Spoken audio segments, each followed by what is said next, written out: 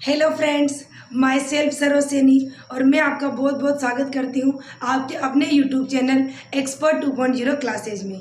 आज का जो वीडियो है वो अब आपके लिए बहुत ही इंटरेस्टिंग होने वाला है, क्योंकि आज हम इसमें आपके लिए एक बहुत ही इम्पोर्टेंट इन्फॉर्मेशन लेकर आए हैं और हमारे देश के लिए एक बहुत बड़ी खुशखबरी भी है।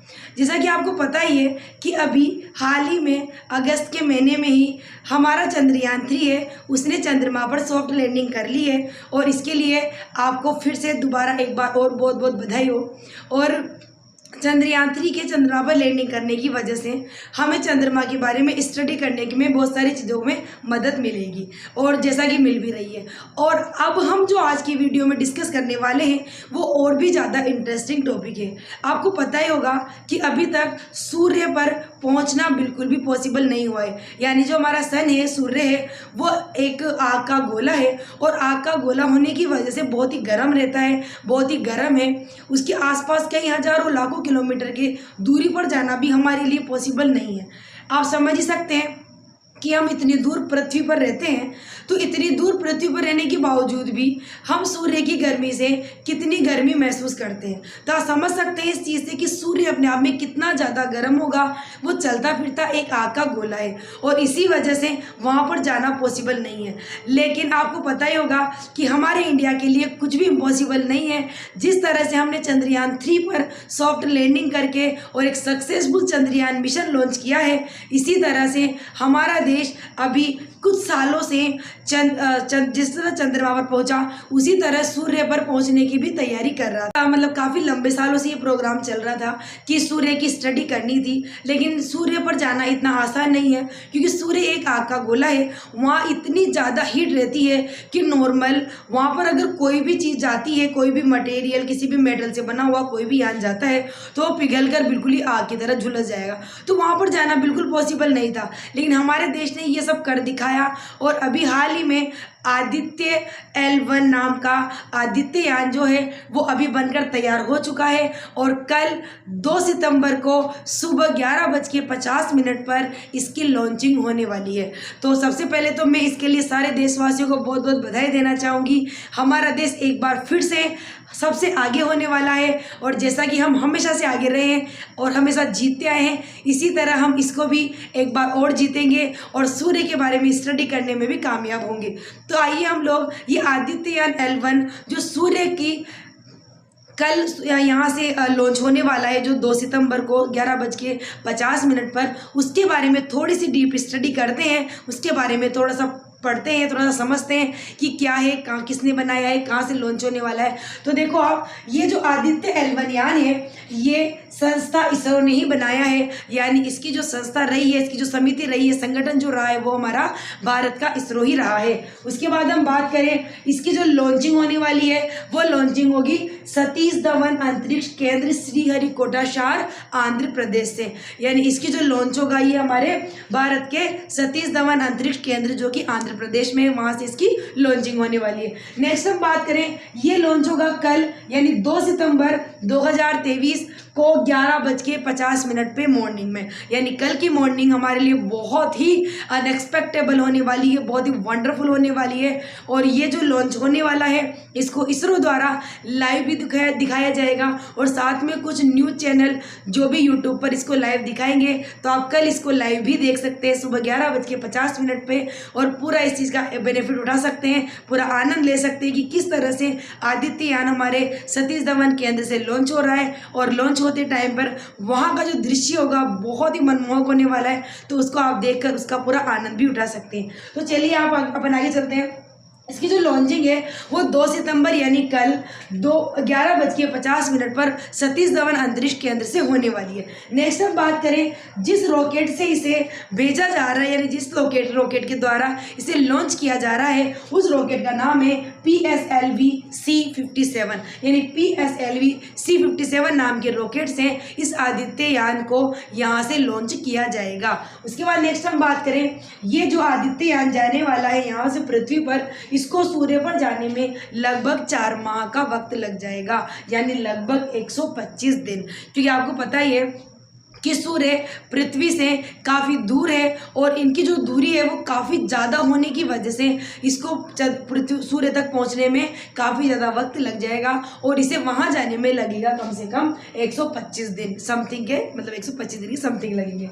हम बात करें आगे तो ये जो पूरा चंद्रयान आदित्ययान का जो मिशन हमारा बन रहा है, जो कि कल लॉन्च होने वाला है, इसके जो मेन सीनियर साइंटिस्ट हैं उनका नाम है डॉक्टर के शंकर सुब्रमण्यम, यानी इनके सानिध्य में ही सारा काम हो रहा है और यही इसके सीनियर इंचार्ज भी हैं।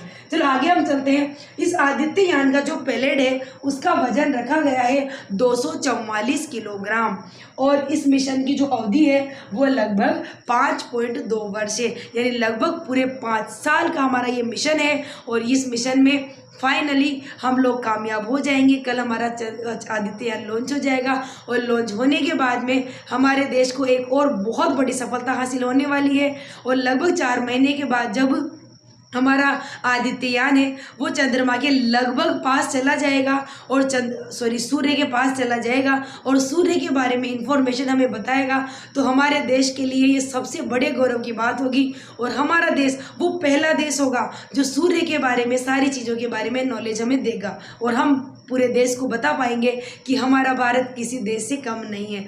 एक और इम्पोर्टेंट चीज़ देखिए अपन, जो ये आदित्ययान बना है आदित्य L1, इसमें इस केवल यानी आदित्य L1 को बनाने का जो खर्चा है वो लगभग 5.5 यानी 5.5 करोड़ का है। और अगर ऑल ओवर मिशन की बात करें कि आदित्ययान को बनाने से लेकर इसकी लॉन्चिंग से लेकर पूरा ऑल ओवर जो बजट बैठा है वो लगभग 400 करोड़ का बैठा है। यानी ये जो आदित्ययान बना है, आदित्य L1 फर्स्ट बना है, इसको ऊपर जाने में जो यहाँ से बनने से लेकर ऊपर पहुँचने तक यहाँ तक का जो पूरा ऑल ओवर बजट है उसमें पूरे 400 करोड़ का खर्चा आया है और अकेले आदित्ययान को बनाने में 5.5 करोड़ का खर्चा आया है। तो ये हमारा आदित्ययान के बारे में थोड़ी बहुत नॉलेज थी जो मैंने आपको बताई है। अब साथ में हम एक बहुत ही इंपॉर्टेंट चीज़ डिस्कस करते हैं कि आखिर ऐसा क्यों है, सूर्य पर जाने की जरूरत क्यों है। तो देखो, जिस तरह से चंद्रमा पर चंद्रयान भेजकर चंद्रमा पर पाए जाने वाले खनिजों और दूसरे तत्वों, ऑक्सीजन, बाकी सबकी स्टडी के बारे में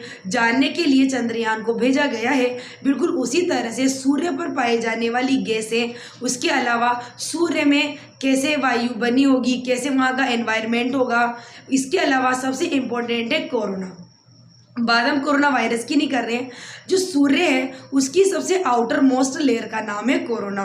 तो उस आउटर मोस्ट लेयर जो होती है कोरोना और उसके साथ में निकलने वाले कुछ विकिरणों के बारे में स्टडी करने, साथ में उस पर पाए जाने वाले कुछ एलिमेंट्स, गैसें कैसे बनी होंगी, उनका जो पूरी हिस्ट्री यानी इतिहास है उसके बारे में स्टडी करने के लिए ही आदित्ययान को यहाँ से लॉन्च किया जा रहा है। एक और इम्पॉर्टेंट चीज़ अपन को याद रखनी है कि जो आदित्ययान है वो सूर्य की कक्षा के अंदर नहीं जाएगा। जैसा कि मैंने अभी बताया आपको कि सूर्य बहुत ज़्यादा गर्म है, वहाँ पर जाना बिल्कुल भी पॉसिबल नहीं है क्योंकि सूर्य एक आग का गोला है। अगर वहाँ पर किसी भी तरह का कोई यान या कोई भी चीज़ जाती है तो वो जल के राख हो जाएगी। इसीलिए सूर्य की कक्षा के अंदर जाना तो पॉसिबल नहीं है।